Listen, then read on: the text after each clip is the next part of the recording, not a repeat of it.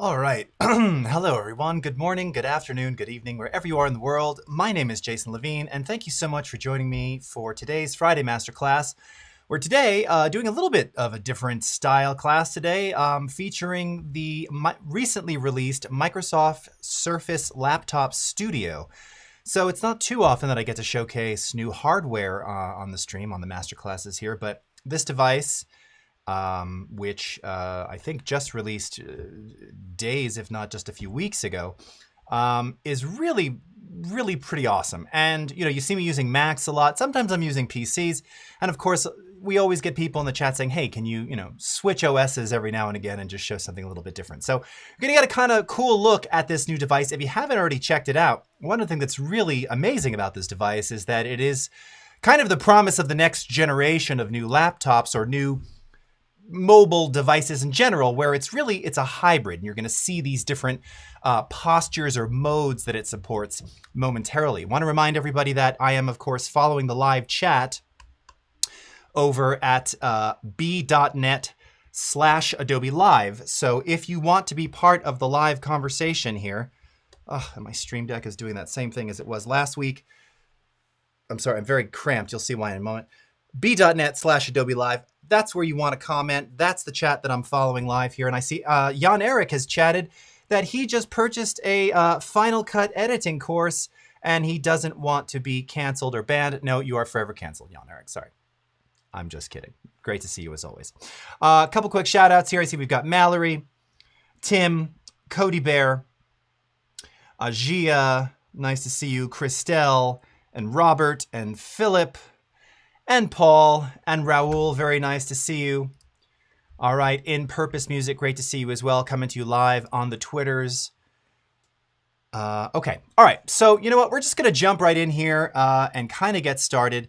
First of all, just wanna showcase to you very, very quickly this device in particular. So bear with me because I've got a different setup going on today so I can really showcase the device itself. So this is the new Microsoft Surface Laptop Studio, as mentioned. And in particular, first of all, I love the look of this device. I've worked with lots of different PCs over the years, and there have been some odd choices with design. This one is clean, feels very familiar. Listen, let's be realistic. If you're coming from a MacBook Pro, MacBook Air environment, the layout here is going to feel and look kind of very similar. Now, I'm sorry I can't get in a little closer on the keys and things.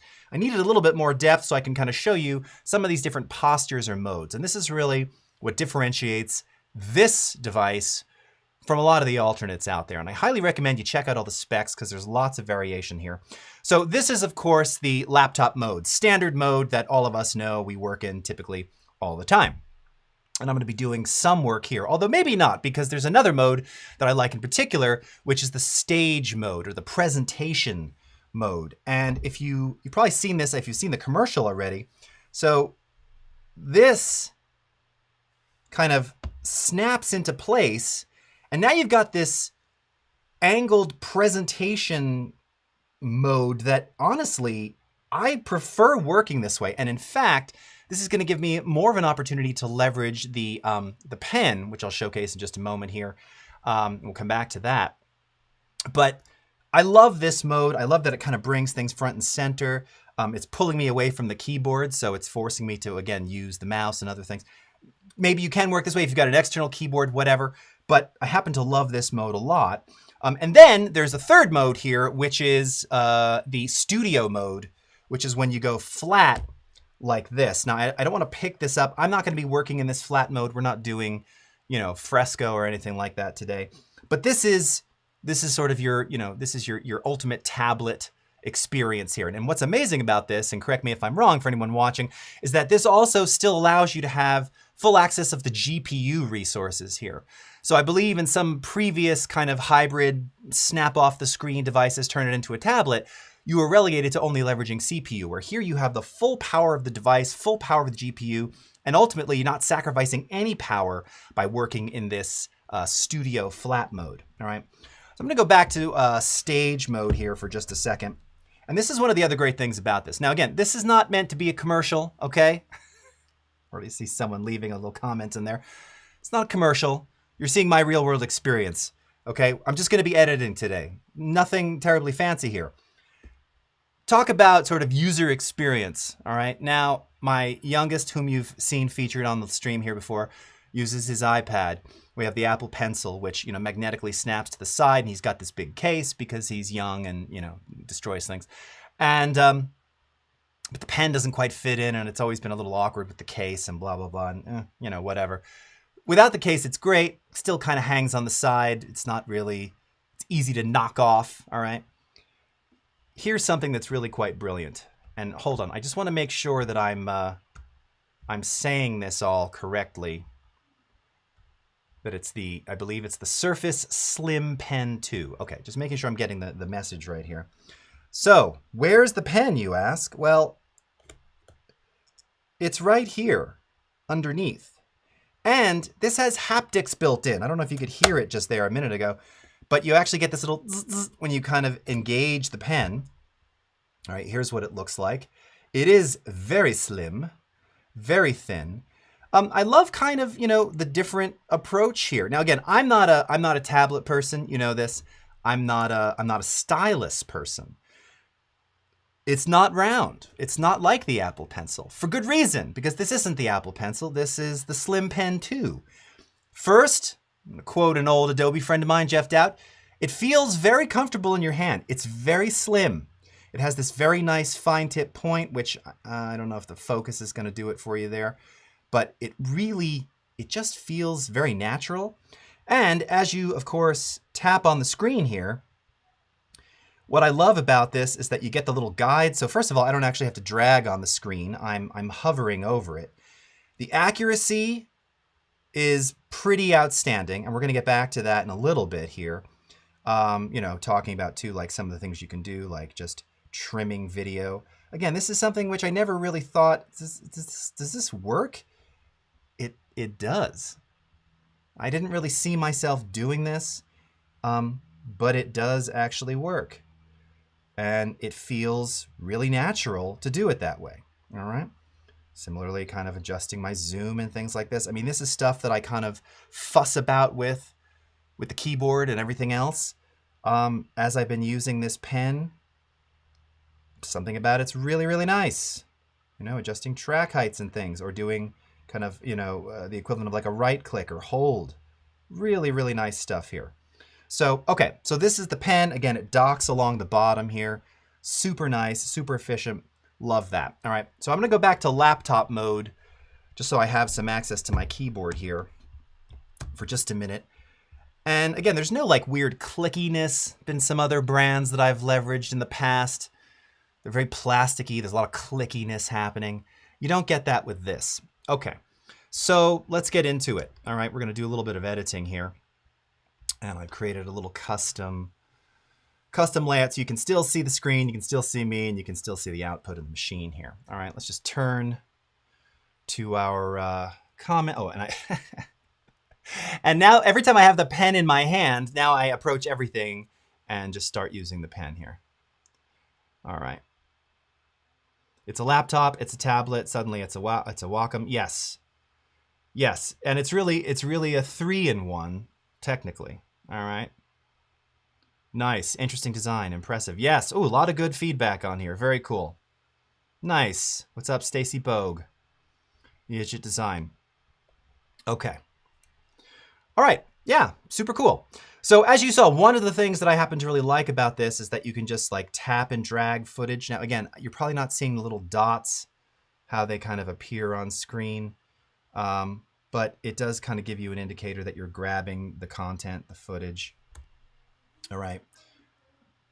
Again, kind of tap and hold here. I want to change the label. Let's do forest on this one. Come over here. All right. Label, and let's go into, let's do mango. I'm just not a fan of this blue, for whatever reason. Okay, I've also got the brightness down a bit so that it looks a little bit better on the camera there. It's kind of a weird angle for me to work at, but hopefully you're getting the idea. All right. Yes, Jan Eric, Win 11 does come pre-installed on this. kind of navigating my way through that. Oh, and it's also worth pointing out, of course, too, this is also, you know, a touch device. Let's move this closer so you can see. I'm not a huge fan of touch personally. Why? Because despite living in the desert and having somewhat dry skin, this is TMI, probably my I hydrate so much that I don't know. Not that my fingers are greasy, but you know what I mean? I don't like touch. I don't like smeary, disgusting hands on my screen. For those that do like touch, though, it really works. It's nice. I don't know if, again, I don't know if it's coming through. Let me switch this UI so you can see. As you tap, you get those little indicators. I don't know if you're kind of seeing them. They're in gray, similar to what we have in a lot of the Adobe apps, you know, where it turns it red. It just lets you know where you're tapping, where you're pointing, what you're doing. So it just works. That's all I can really say. It just works. So if you like touch, you know, which you might, I particularly don't, then you're gonna like this.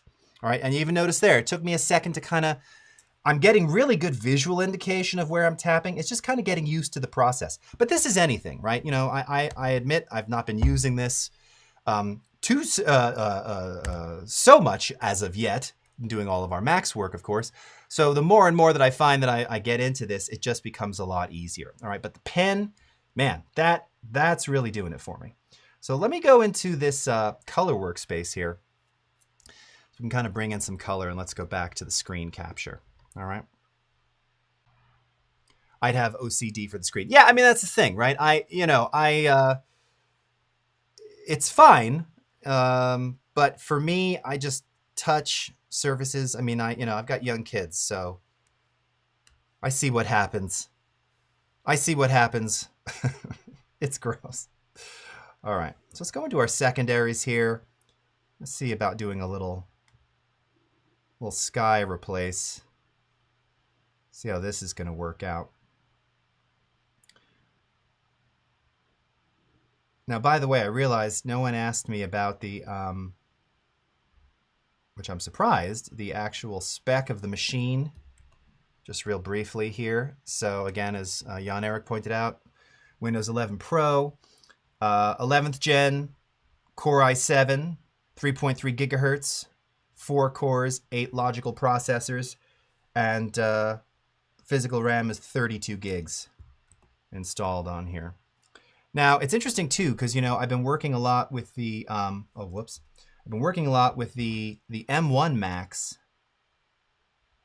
And I will say, I've been pleasantly surprised at, you know, how well they do with only 16 gigs of RAM. All right. So here you can see I'm just creating this mask, all right, so that I can ultimately add a little color back in that sky. Look at that. Faking it, yes. Apologetic, no. All right. Let's pull this in. All right. Like that. Ooh. And that's kind of cool. That's kind of nice. Kind of dramatic there. Mute this. Plan here. Oh, and of course I do a zoom out, so now I'm gonna have to remake all my selections. Ah! That's fine. We can add. Ooh, that's too much. All right, maybe I won't worry about this one for secondary color. Very interesting look there. Not what I was going for. I forgot that this was a zoom out clip. This is the other thing too, though. Look at this. Even scrubbing here with the pen. I mean, you would expect it to do this. I found that the performance though on this footage, and this is all QuickTime stuff, compressed MP4. Performance is pretty freaking stellar. In fact, here, let me do this. I want to turn on the drop frame indicator. Let's go into full. Now look at this. I'm telling you, I'm so into this pen. I'm not wanting to go to the touchpad here. By the way, it's worth pointing out the touchpad, again, it's not quite as large as on the MacBook Pro. It kind of feels and functions in a very similar way. This is, to me, one of the benefits of this MS Surface Laptop Studio. Some other ones that I've used recently, not to name any names, they're all great, but you've seen many where they have this kind of offset. The touchpad is offset. I've never understood that. It's a very bizarre design. I'm not a designer, so maybe that's super cool. It's not. This just kind of flows, but I'm telling you, I picked up the pen and I never put it down. So that tells you something about this. It's good. I dig it. I like it a lot. I never thought I would. I told the Microsoft team about that too. I said, I don't know, not really a pen person. All right, so let's see what we can do here with some of this color. All right. M1X MacBooks will probably are expected this Monday. Yep, should be a jump. We shall see, right? Palomodora, yes. Yes, you know, we used to tour quite a lot throughout Africa. This is all from a very special tour that we did. This is all ungraded footage, of course. Terry, Paul, and I did this tour way back in the day. And we got to shoot, let me rephrase, we got to photograph a safari. And at the time, I was an ambassador for Nikon. And this was featuring their D800 and D4 cameras at the time, which were brand new, which had brand new video capabilities, which is why I shot mostly video for this. Super, super cool. Such an amazing opportunity. Oh, wow. This is one time where Cinespace, yeah, look at that. I mean, it's very, very dramatic, but there's something quite nice about that. And this is a good example of where I might come in and actually maybe add a little faded film on this, which is going to lower that contrast, a little film aesthetic on here. Let's, I'm going to add in a little bit of magenta right here. Oh, too much. A little bit. Just a little bit of highlights. Honestly, I'm shocked at how much I enjoy using this.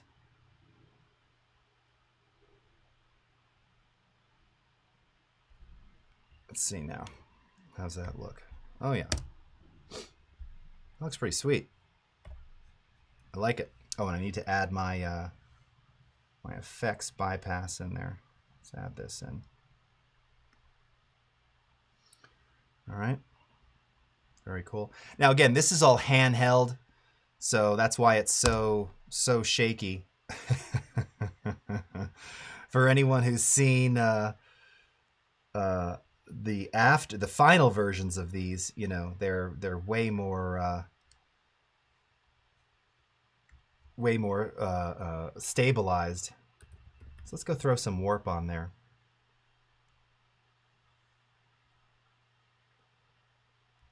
All right, and let's see how quickly it's processing. Now again, you're probably not gonna be able to see that. Let me see if I switch over here. You can kind of see, going pretty quickly. We're at 300 frames of 800. All right, it's processing. Now there's all kinds of functions on this pen. I'm not a master of them. I mean, there's like a tap and a press and all kinds of other things. I'm not going to go into all that now. Maybe when I'm a bit more familiar with how all that works. But I guess the other really nice thing about this is I didn't have to configure anything. I just went into Premiere and I'm like, oh, can I drag this? Yes. Can I tap this? Can I tap and hold for right click? Can I, you know, again, kind of follow along and then it just kind of did what I was expecting. So, but again, lots more functionality, and I believe there's going to be more coming to Premiere. So I think one of the current limitations, if I'm not mistaken, I don't know if you can, is it letting me, can I do, yeah, so I can't yet do keyframes. I don't think, let's see. Does it let me tap on here? No, so I can't yet add keyframes, it looks like. And I believe I confirmed that with the team. Again, I could be incorrect. So let me know. In fact, here, let me see. If I hold Control, does it let me do it? Oh, damn, look at that. Ha! What? Hold on, I'm gonna zoom in for you so you can see. Now, I didn't think this worked. It's working.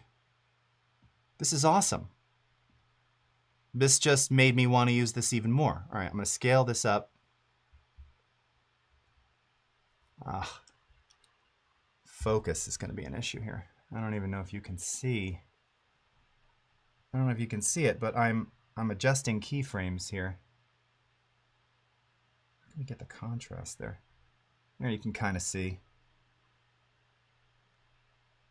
It's hard when it goes white like that, but I'm in fact tapping and adjusting keyframes. So yeah, I was just holding Control, adding my keyframe points. If you can see those at all. Let me see if I can scale this up. It's really, really blurry.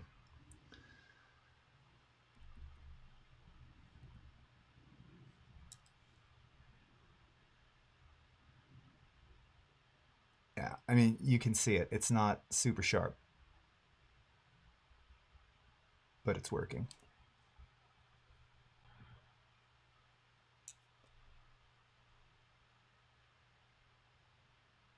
All right. And similarly here, again, holding Control, tap, tap, tap. Yeah, you just can't see. You know what? Thanks a lot, Logitech Brio nonsense. Punch up that color. I mean, that's a bit extreme, but it really kind of looks pretty nice.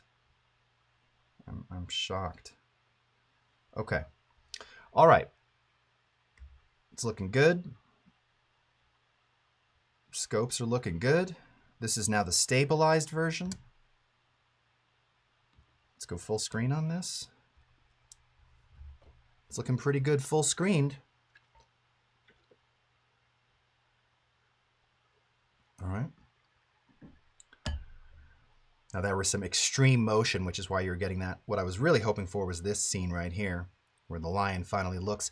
Talked about this a lot. You know, if you ever do a safari, so much of what you're doing is just waiting for something to happen. So we have probably 20 minutes. By the way, we are very close to that lion, if you were wondering. It wasn't just that I was shooting with a, I think this was with the 70 to 200. I think it could be with the 400 millimeter. We were maybe 10 feet, 12 feet away. I don't even think we were that far away, to be honest. That's a beautiful shot. Okay. It's just interesting though, if you, hold on, let me reveal this in the project. Double tap, bring it into the source here. Here again. Oh, we don't need any of that sound. If we just take a look at the original here.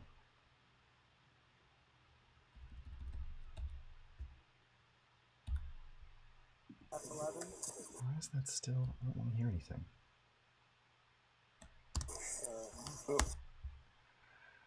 I don't know. Real shaky. I mean, it's bouncing. This might have been the 400 millimeter, now that I say that, because I wouldn't be that shaky with a 70 to 200. Even in my days of drinking mass amounts of coffee. Okay. All right, let's move on. Let's see what we got next here. We got this shot. Oh, I wanted this little shot of the camel. So again, now there may be some functions that maybe you can program with this pen, you know, again, as few, and I don't do this so often on Windows. So yeah, Control, I want to ripple this to the edge there. All right. Like that. That's cool. This was also with a non-fixed aperture lens, if you're wondering why you're getting those little flickers as I'm zooming out. So this was, I've said before, this was shot Canon 7D way back in the day. I think this was from 2010. With this particular shot was the kit lens, the 18 to 135 because I was very afraid of having my primes destroyed in Giza from all the dust. So I'm like, well, the kit lens, you know, it's fine. Yeah, Paloma Dora. Yeah, no more than 10 or 12. No, it's Wirecast, Mallory. And it's not Wirecast. It's just something with the Stream Deck. There's an update, and I didn't run it. And I am now paying the price for being a late adopter. All right. So maybe add a little LUT here. You know, I love this Fuji Eterna 250D 2395. It's one of my favorites here. Probably even increase the faded film. A little bit of vibrance on the LUT, just a little. Always remember you've got your intensity slider here. This is a bit underexposed, so that actually may work out nicely. All right.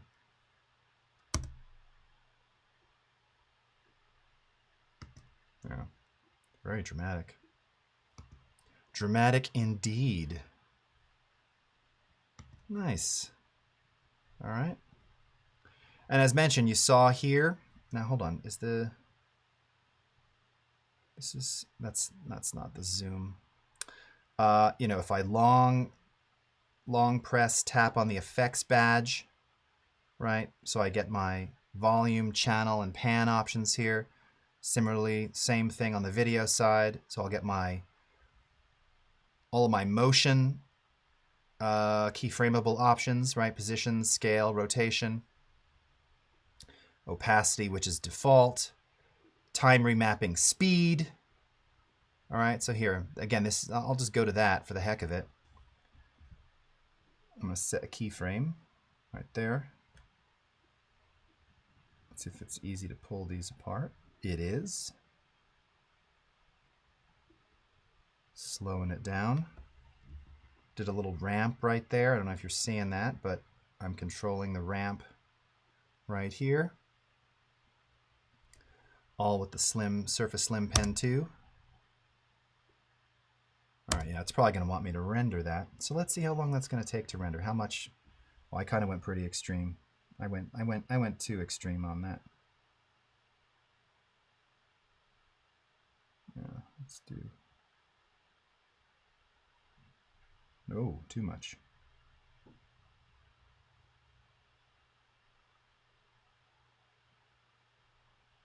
All right. And let's do render selection. It's saying it's going to play it. Let's see. Now it's probably using by default, I can't remember if it's frame blend. Yeah, that's really way too slow. What was I even thinking? Let's go in the effects controls here. Let's look at our time remapping. Yeah, 7%. That's too much. Too much.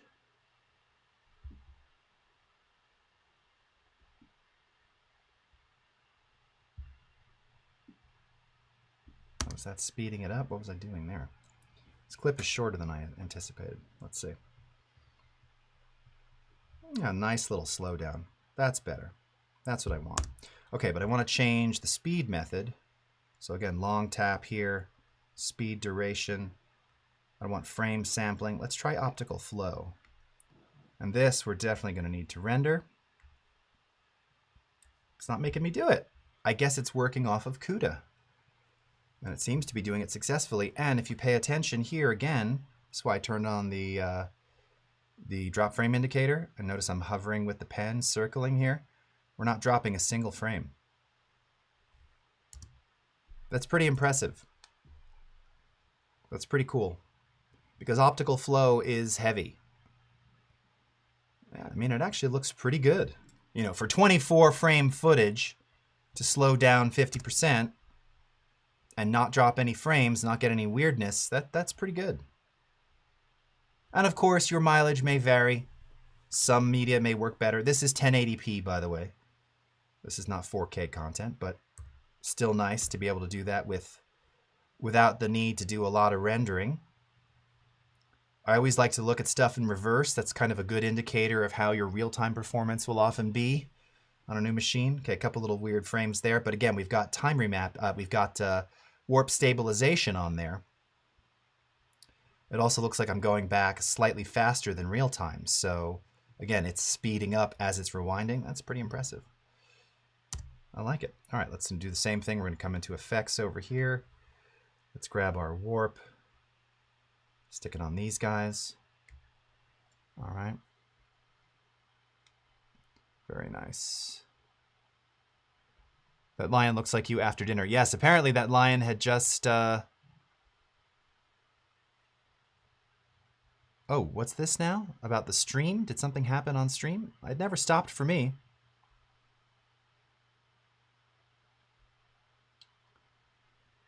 Someone was just asking about that. Let's see. So someone's asking about pinch zoom. So yeah, you can do it. You know, as it is, I feel my fingers already like, ugh. But yeah, you can do it. I'm pinching. It's hard to see, but I'm pinching. It's very into the pinch zoom. Okay. Still analyzing here, looking good. All right. Now, of course, we can move on to other things in the meantime. Let's take off that misguided secondary color correction there. So for something like this, and again, a lot of that has to do with the fact that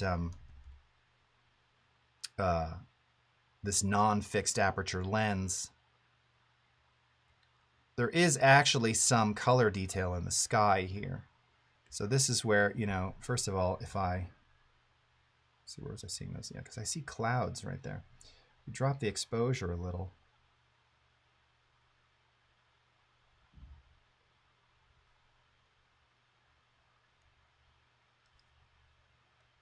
Why is this not doing this now? Did I do something weird?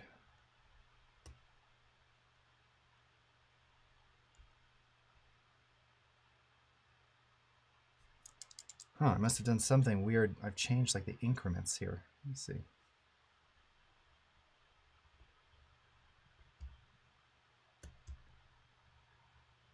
I've done something to change the increments.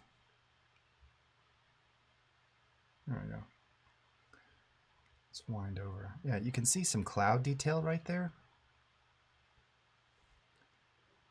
We drop the exposure a little. Pump up some of that contrast.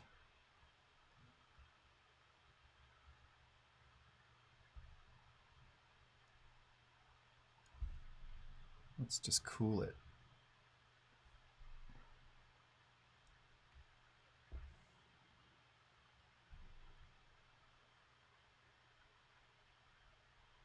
That might be a little bit more natural. We're still going to get those flickers.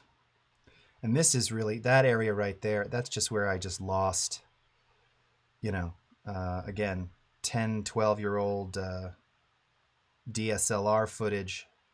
It's just totally blown out here. So this area we're not going to be able to recover. We can fake it. We can fake it with like After Effects.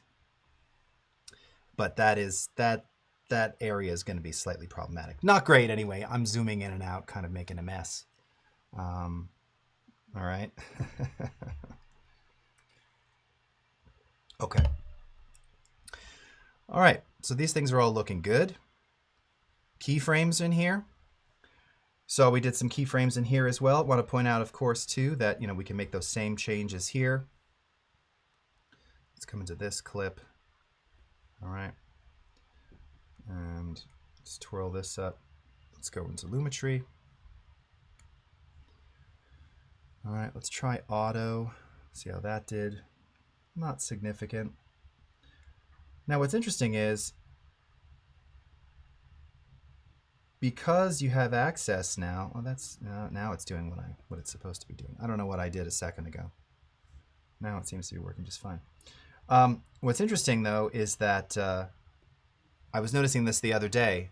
I found myself going more to the effects controls to make tweaks, which I normally don't do. And I think that's attributed to the fact that the pen just it works so much. It's just so much nicer. You know, typically I never adjust lumetri here in effects controls. I'm always doing it over here. This now over here almost felt busy to me. Too busy.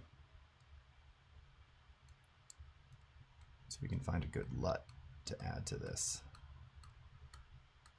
Again, this is ungraded, so I'm really just trying to do a quick, simple fix. That's a little yellow.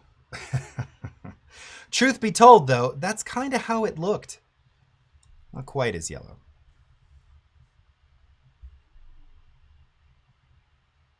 Definitely had elements of that, though.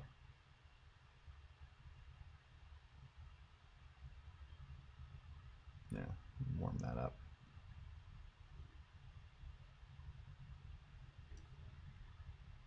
That's not a bad transition from there to there. Color-wise, I'm really liking this color. I may have in fact save this. Let's do that.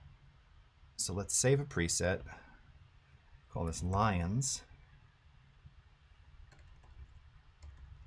Oh, why is backspace doing that? Because it's delete. Oh. Why is that doing that?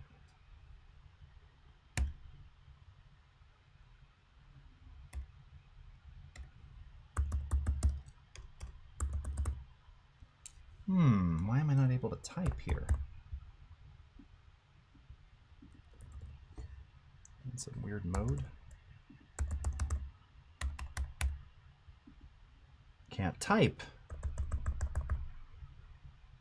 Okay. Filter preset must have a name. Yeah, I know. All right, let's export a look because I want to save this elsewhere. I'm going to save it on the desktop. Can I just call this? Look at that, typing isn't working. That's weird. I must have hit something. Did I? Maybe this?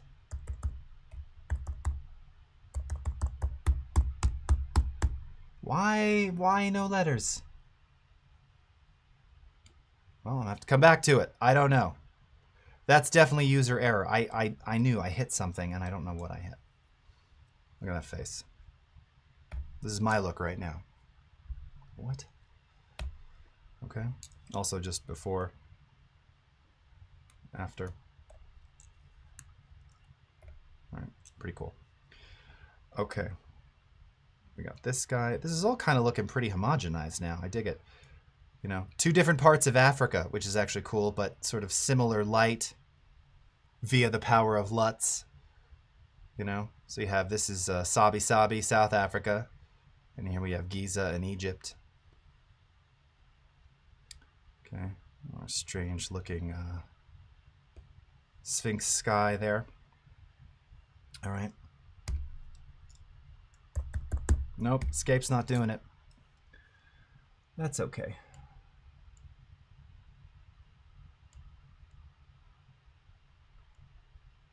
Let's save this while I'm at it.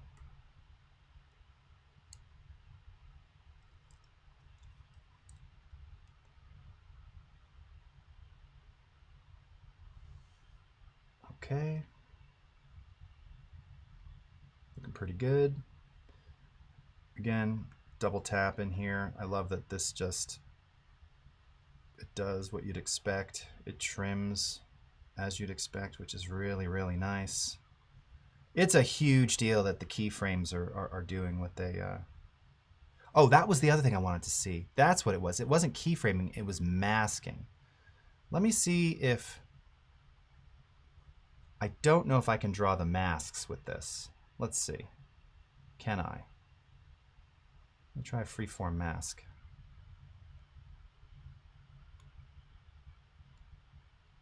It does. Oh, it totally works. Oh, wow. This is awesome. That is awesome. Now, it's not awesome what I did in terms of color here, but the fact that you can draw and modify your mask with the pen. That's amazing. What? I mean, that's seriously useful. You know, again, I'm left-handed and I am very mouse-driven. And you've seen me draw masks on screen. You know, perhaps this is a Win 11 bug, happens with the new OS. Could be. Definitely could be. Again, I'm attributing it personally to user error. All right. All right, it looks like it lost the, I'd have to assist here. I don't know why the mask got left behind. It did good for about 5 seconds. Did good. Nice English there. Okay. But that's cool. Look at that. And just do all your modifications right here, right on screen. Oh, I love that. Genuine joy of feature implementation here. That is great. Okay, and here, let me see if I pull this forward into stage mode.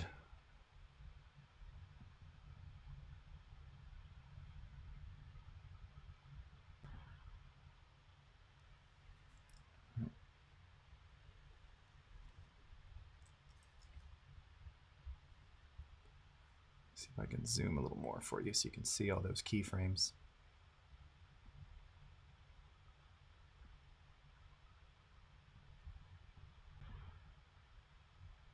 Yeah, so you see?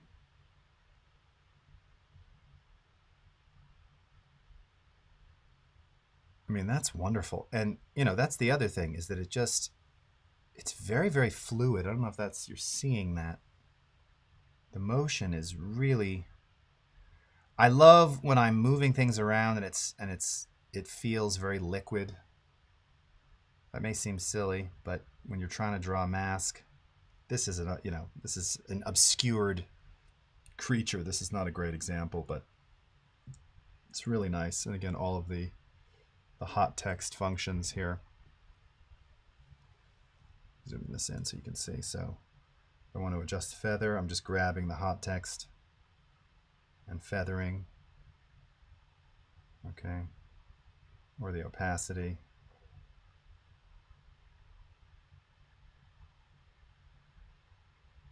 It's really, really nice. The mask expansion, or we can invert it.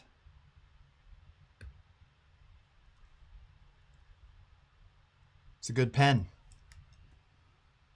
I like that pen.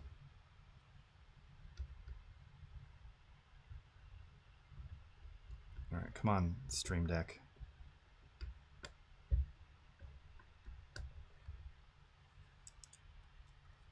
Don't fail me now. Too late. Yeah, it's like taking 10 minutes to switch. There we go. Okay. All right, well, we've got about 10 minutes left. Yeah, the mask may have been fooled by the bush. You know, again, this is not, I was just going for it since I had a really quick example here. Maybe I have a better clip. Do I have any better clips in here? Oh, this is my project panel. Hold on. See, and this is what I'm getting at. It was easier for me to just drag the project panel with the pen than it was to tap and do it. I mean, it's the same, but I don't know, somehow this just felt nicer. It just works the way I want it to. All right. Oh, hold on.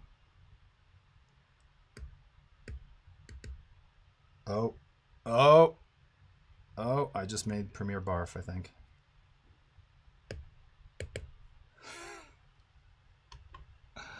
Okay. We're going to see what's going on there in the meantime. So this was a very cool exploration, and I sincerely hope you'll check out the Microsoft Surface Laptop Studio as well as the Surface Slim Pen 2. I'm going to stick this under here and redock this. Nice little click right there. Yeah, I just killed Premiere. Sorry, glad I saved that. All right, let's just close it. Could also be that I am, of course, working with some of the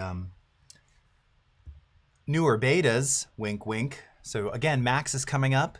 What's today, the 15th? So yes, 11 days until Adobe Max. You can sign up at max.adobe.com. It is once again free this year. We have over 400 amazing speakers and guests, myself included, Terry White, Paul Tranny, Rufus Deutschler, Howard Pinsky. I believe Kyle Webster is doing sessions as well. Lots of amazing stuff as always. And of course, you can probably anticipate updated versions of all your favorite apps. So you'll definitely want to stick around for that. It's airing again October 26th through the 28th. You can sign up for the sessions as well.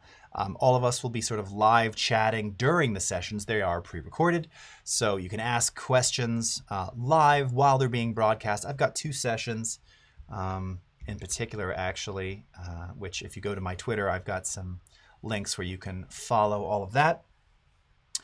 And what else to say? I can't think of anything else offhand. We'll be back next week, probably diving back into some pre-Max stuff. And then the following week, that is the week of Max, we'll have a Friday Max stream. And in fact, of course, there'll be lots of other Adobe live streams during the Max broadcast, featuring a lot of the video apps and, of course, everything else. So you'll definitely want to stay tuned here at Adobe Live to check out all of that. All right. Rob Magnell, thank you very much. Yep, looking forward as well. Thank you, Cody, for sticking the link in there. That's awesome. And friends, I think we're going to end it a little bit early today. All right. Grant Farek, already registered. Glad to hear it. Sweet. I wonder how much I can edit on my Surface Go 3. I'm not sure. I'm not familiar with that particular model. I will say this, this having used some of the previous Surfaces, again, this is just me doing it. This one feels the most, how can I phrase this? This feels like the power required for production. So the Surface Laptop Studio moniker, I think, is key here. Probably equivalent to like the whatever Apple's with M1X or how they kind of use Pro. This really feels like a studio machine, powerhouse desktop in the form of a convertible laptop. That's not their messaging, by the way. Having these multiple postures and everything, it's super cool. But just under the hood, it just feels like it can handle whatever you're going to throw at it. I can also tell you that having done kind of a series of tests, just rendering things through After Effects and Premiere, it's quick, it's zippy. And of course, you can configure this in lots of different ways. Mr. Berger reacts, how's my brother Adam with his music? Yeah, we don't talk, so I don't know. Hola, Tech Report. All right, nice to see you. I want a Max t-shirt. Super sweet. Nice, Jan Eric. Thank you, Cody, for the tweets, for the Twitter link there. All right, friends. Well, I'm going to call it a day for you. I believe up next, I think we probably have the Illustrator Daily Creative Challenge, I'm assuming. It's also worth pointing out, last week was my first work trip in 21 months, and it was wonderful to see. Got to see Terry. Got to see my colleague Brian O'Neill Hughes, who many of you know from Max keynotes. It was awesome to see everybody. It was also really weird, like traveling for the first time. Really, I mean, I've flown, but I have flown already this year. I didn't fly there. I drove out. But it was different. It was an interesting experience, A lot of virtual elbows. We weren't even doing like actual elbows, like virtual elbows. A lot of distancing, but it went great, and it was fun, and it was neat to see everybody. Hard to believe it had been so long. So, all right, yes, indeed, Cody's confirming the Illustrator Daily Creative Challenge is up next. So stick around for that. As always, everyone, thank you so much for watching. You can catch the replays on Behance, YouTube, and Twitter. So until next week, have a great rest of your morning, afternoon, evening, wherever you are in the world. And we'll see you again next time. And again, a special thanks to my pals at Microsoft for lending me this machine to check it out. please go to Microsoft.com and check out the Surface Laptop Studio with the Surface Slim Pen 2. It's, if you're looking for something new, and you're looking to break away from the fruits, the fruit company, that is. I think this is a wonderful option you have. It's really great to see. You know what it is? It's great to see that now, you really have so many options, right? It's just awesome. And I love this. And I'm going to start using the pen more. And maybe I'll even get inspired by my young one and start attempting to draw with said pen in studio mode when it's flat. We'll see. I don't know if I have that kind of confidence yet. Have a good one, everybody. Take care. We'll see you next time. Bye-bye.